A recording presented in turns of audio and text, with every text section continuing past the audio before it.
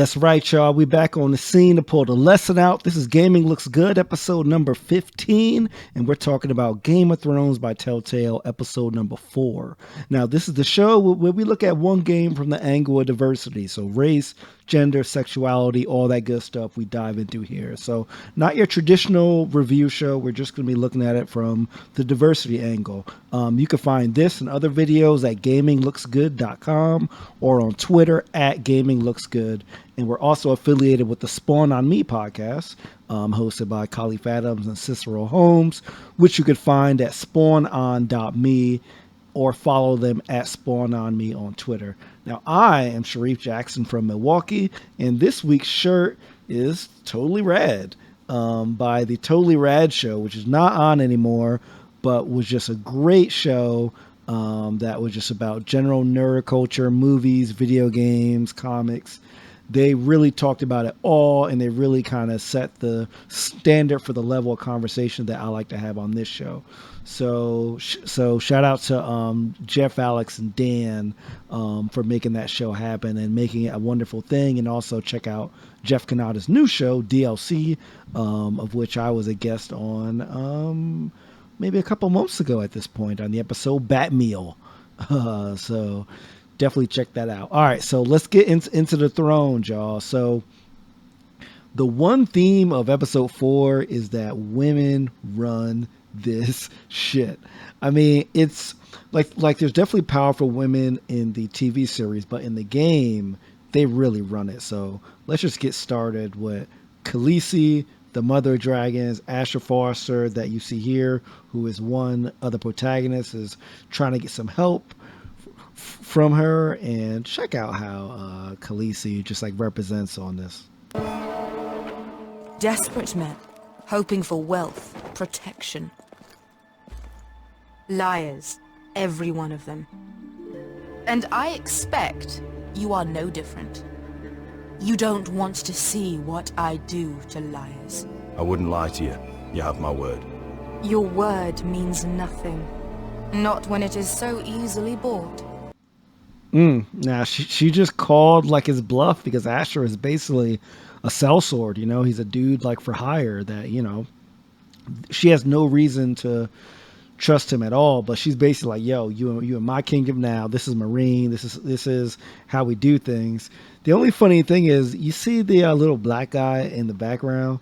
Now, Marine in the show, and I assume in the books as well, full of black people. You know what I'm saying? But you still don't see them. I know in my previous video, I showed how all the black people kind of get like hidden behind doors and like that kind of stuff. This is the same thing. Like this dude is like in the back. As I recall, he never speaks. They don't really like refer to him by name. He's just kind of there almost to represent the diversity of Marine. So kind of weird there. But yo, Khaleesi is just laying it down like, yo, this is my kingdom. You know what I'm saying? So now let's switch over to Roderick, who is another protagonist, and Elena. Now, Elena has been promised to be married to this real asshole named Griff. And let's see how she responds to it. He agreed, Roderick. I am to marry Griff Whitehill. That arrogant, pig-eyed prick. Then you have to defy your father. I intend to.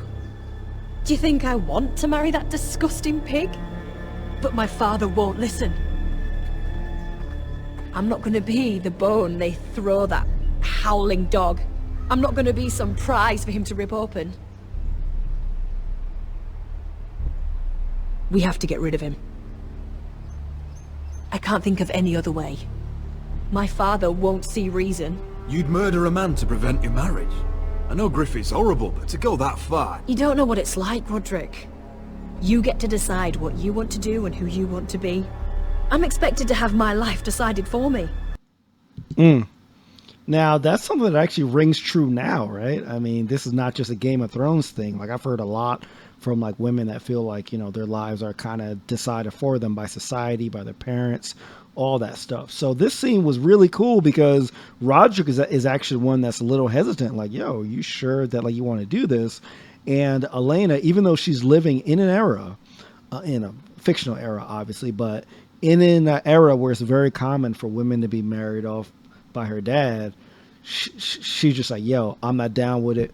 We got a body like this dude, you know what I'm saying? So like, she's definitely, she represents a much more progressive woman that is normally portrayed in the series, and like it's those very poignant lines at the end where like she's like, yo, I'm not being the bone that's like thrown to them, and she's willing to kill, which in this Game of Thrones world is, if you want to get somewhere, you got to be willing to take people out. So she's a very sweet girl, but she's definitely willing to get down to business. So let's see some more of Elena and Roderick following this scene. You don't know how much this means to me. To us, I should say. Maybe when this is all over, we could play hide and seek in the grove again. Pretend we're still children. Forget all that's happened these last few years. I love you, Elena. I love you too.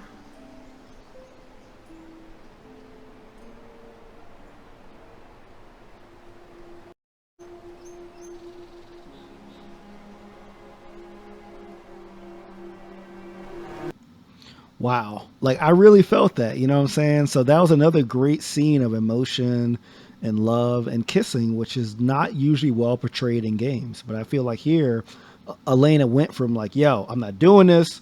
We're getting rid of a Griff to, sharing this affectionate, intimate moment with like a Roderick. So they're really capturing that complexity and that nuance, of being a woman in this world. You can be fierce and like you can be loving. Like it's not just one stereotype or like the other. So they're really making Elena into a real badass here. So now let's see some more of Elena and Roderick following this scene here.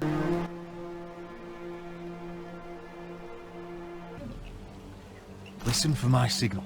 I'll strike my cane when I want you to enter. We'll be ready.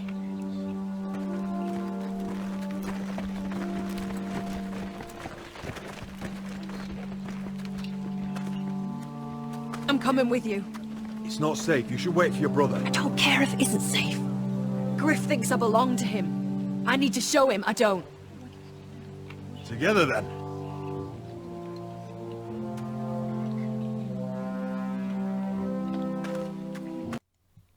Once again, this is Elena coming through. Roderick is the hesitant one.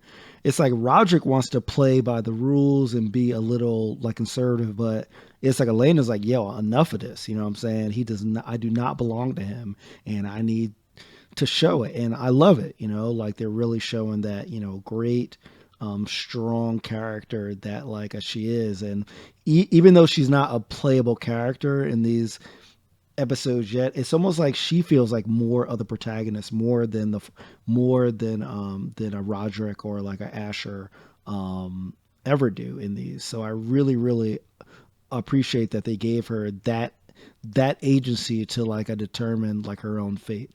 Really cool stuff.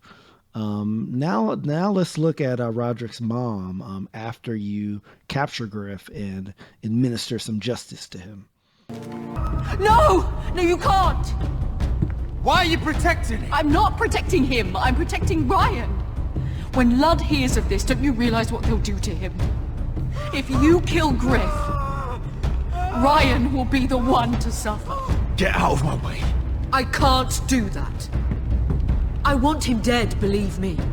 But not at the cost of Ryan's life. Besides, he may still be useful to us. It's all right, Roderick.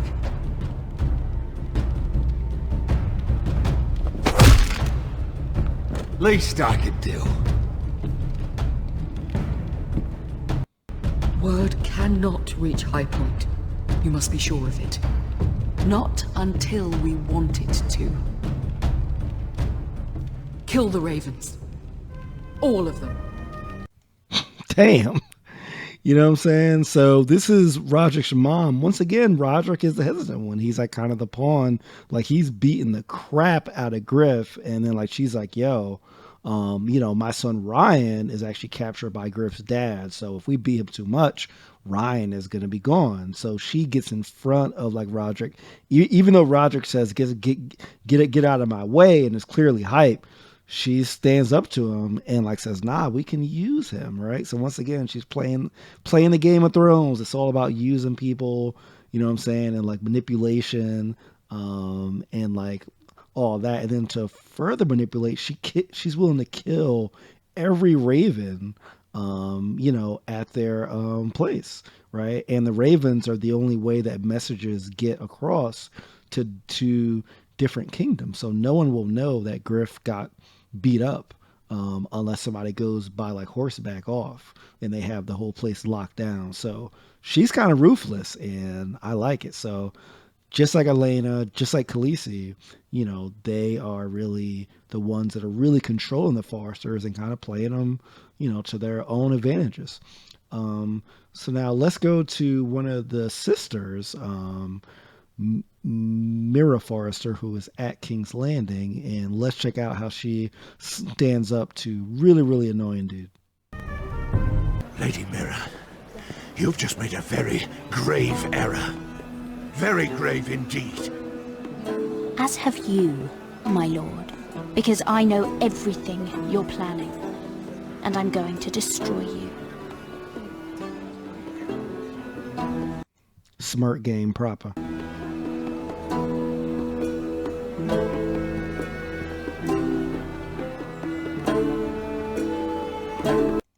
Now she got the ice girl.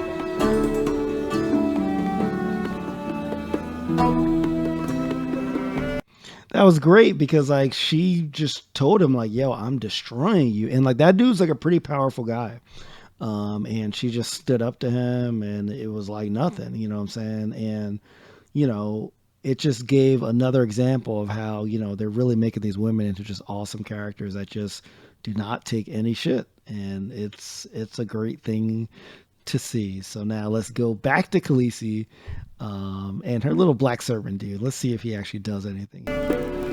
Tonight, any man who wishes to be free may take that freedom from the grip of his master. You will clear a path for them, but they must walk it alone. So the funny thing is, he gets on the camera once she starts talking about kind of slavery and stuff. That's when she starts showing the dude from Marine. This belongs to the people of Marine. Do not make them wait any longer. What does she know of justice? Is there a problem? A nice little quip at the end there by Beshka. But yeah, I mean, it's like she's like talking about justice and like slavery and stuff, and it's just so funny that they talk about that, and for the people of like Marine, yet they rarely show the common people in this game. Like there's just no color at all. It will be much more impactful if they showed them. And even though you have like a kind of adventure in Marine during this game where like you're sneaking around, you're taking out archers and like all that stuff, those are all people that are mostly not of color because they're not from the area. So you still don't get a sense of that diversity there. And while this game does like a great job with the white women, they just really don't show that color. And really looking forward to that, especially since this is a video game. They can make it whatever color or whatever they want, and they're explicitly choosing not to do that. So I'm hoping that in episode 5 and like all the future stuff that they, really make a market effort to really show the diversity, of Marine and the other free cities as well across the Narrow Sea. So that's it for Gaming Looks Good, y'all. Thanks again for joining. Once again, GamingLooksGood.com or at GamingLooksGood on Twitter. Check us out. Peace.